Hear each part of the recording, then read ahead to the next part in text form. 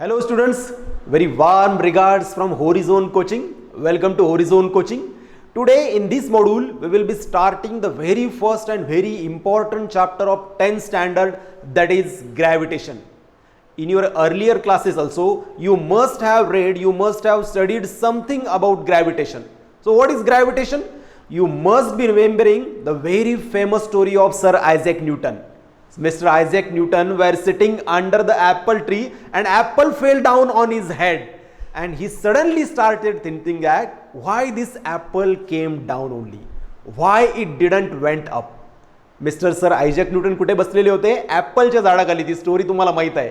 Apple पडलं त्यांच्या डोक्यावर आणि मग त्यांनी विचार केला की हे ॲपल खालीच का बरं पडलं, हे वरती का बरं पडलं नाही. मग त्यांनी आणखी काही वस्तू सोडून बघितल्या तर त्यांनी बघितलं की सगळ्याच वस्तू पृथ्वीकडे जात आहेत. Then he started thinking that earth must be attracting all this object towards earth. त्यांनी असा विचार केला की पृथ्वी सगळ्या गोष्टींना स्वतःकडे अट्रॅक्ट करते. And that force, he named that force as a force of gravitation. And that is very important force of gravitation. In our day-to-day life, do we interact with this force? आपल्या रोजच्या आयुष्यात gravitational force सोबत आपण interact होतो का कधी? विचार करा. Suppose you are playing cricket. If gravitational force would not have been there आणि तुम्ही बॉल हिट केला आणि ग्रॅव्हिटेशनल फोर्सच जर नसला तर बॉल खाली येईल का? No, it would go up and up. It would go to the infinity. Suppose तुम्ही व्हॉलीबॉल खेळताय, तुम्ही बॉल हिट केलाय, बॉल वरती गेला, ग्रॅव्हिटेशनल फोर्सच नसेल तर बॉल खाली येईल का? नाही येणार. अगेन तुम्ही रोज घरात पाणी वापरता, नळ चालू करता, तुम्ही नळाला पाणी येतं. कुठून येतं ते पाणी? ओव्हरहेड टँक असते तुमच्या टेरेसवर. जर का ग्रॅव्हिटेशनल फोर्सच नसेल तर ओव्हरहेड टँक मधलं पाणी खाली येईल का तुमच्याकडे? नाही येणार. So these are the day to day examples in which we interact with the gravitational force. आणि टेक्नॉलॉजिकली ग्रॅव्हिटेशनल फोर्स कसा इम्पॉर्टंट आहे, का शिकायचं आहे आपल्याला? तर तुम्ही हे माझं लेक्चर बघताय आता मोबाईलवर.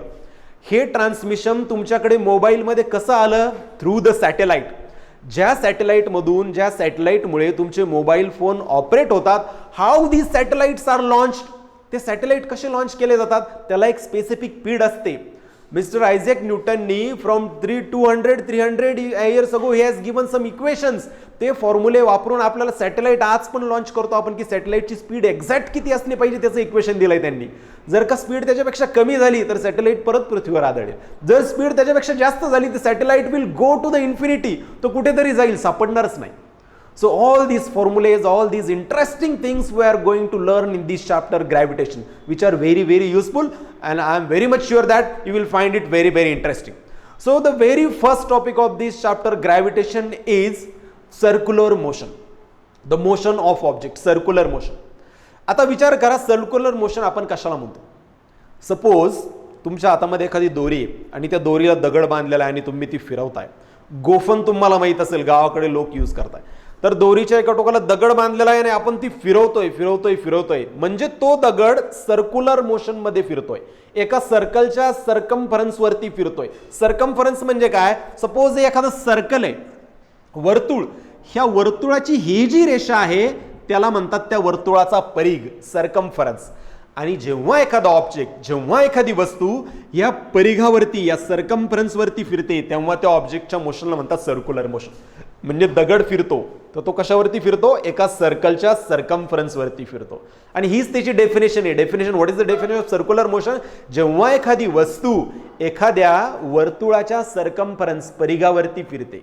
When an object moves along the circumference of circle, then its motion is called as circular motion. Very very very very simple, एकदम सिंपल आहे. जेव्हा एखादा ऑब्जेक्ट एखाद्या सर्कलच्या सर्कम्फरन्स वरती फिरतो तेव्हा त्याच्या मोशनला म्हणतात circular motion. When an object moves along the circumference of a circle, then its motion is called as circular motion.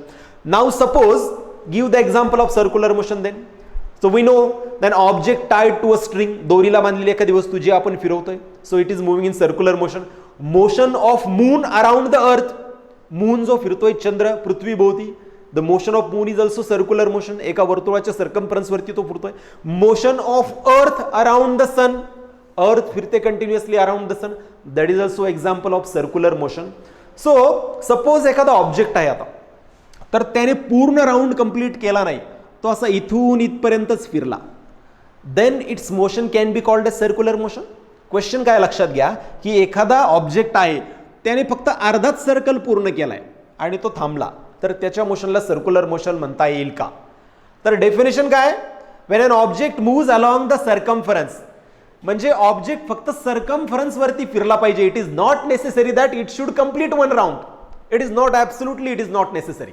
त्याने एक राऊंड कंप्लीट करायलाच पाहिजे असं काही नाही. फक्त तो सर्कम्फरन्स वरती जरी फिरला, मग तो सर्कम्फरन्स हाफ असो और क्वार्टरली असो, it should move along the circumference, then its motion can be called as circular motion. Okay, then very important point, that is centripetal force. दोरीला तुम्ही काहीतरी बांधलेलं आहे आणि तुम्ही त्याला फिरवताय. That means you are applying some force by your hands. Okay, suppose तुम्ही ती दोरी सोडली तर तो ऑब्जेक्ट सर्क्युलर फिरेल का? नाही. It will move somewhere else.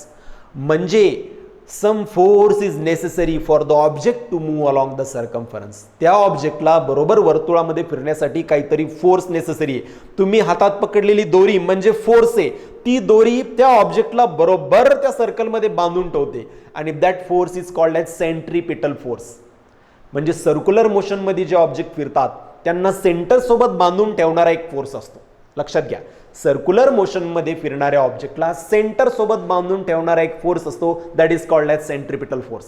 Okay, the force acting on object moving in circular motion which is directed towards the centre of circle. त्याचं डायरेक्शन कुठं असतं? सर्कलच्या सेंटरला. That force is called as centripetal force. Okay, and the formula for that centripetal force is F is equal to mv square upon r. This is the formula for centripetal force. M means mass of that object. जे object फिरतंय त्याचा mass. V velocity, ऑब्जेक्टला काहीतरी speed असणार आहे, वेलॉसिटीचा square, divided by r radius of circle in which along which that object is moving. So this is centripetal force.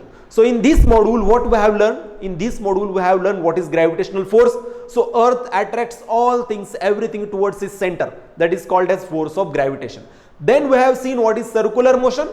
When object is moving along what? Along the circumference of circle, then its motion is called circular motion. For example, motion of an object tied to the string, motion of moon around the earth, motion of earth around the sun. And then we have seen centripetal force, that the force acting on an object moving in circular motion.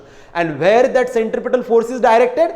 It is directed towards the center of circle. So these three important things we have learned in this module. That's it for now. Thank you.